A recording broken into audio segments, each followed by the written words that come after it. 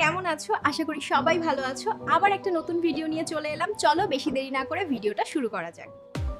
ছোট্ট একটা গ্রামের শেষে ছিল একটা বড় আম গাছ। সেই গাছটার নিচেই প্রায় রোজ দেখা যেত দুই ঘনিষ্ঠ বন্ধু, রাহুল আর সোহেল।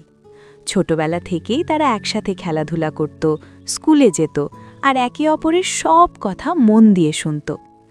একদিন গ্রামের মাঠে ক্রিকেট খেলতে গিয়ে রাহুল হঠাৎ পড়ে গিয়ে পায়ে খুব ব্যথা পায়। সবাই খেলায় মেতে থাকলেও সোহেল তখন খেলা ছেড়ে ছুটে আসে বন্ধুর কাছে। সে রাহুলকে কাঁধে তুলে বাড়ি পৌঁছে দেয় আর নিজে গিয়ে ডাক্তারও নিয়ে আসে। সেই দিন রাহুল বুঝতে পারে সত্যিকারের বন্ধু মানে শুধু হাসি খেলা নয়, বিপদের সময় পাশে থাকা। ভিডিওটা যদি ভালো লেগে থাকে তো অবশ্যই একটা লাইক করো আর এরকম নতুন নতুন ভিডিও দেখার জন্য ড্রিম কার্টুন এআই চ্যানেলটা সাবস্ক্রাইব করে নাও। আজকের মতো এইটুকুই, আবার দেখা হবে পরের ভিডিওতে।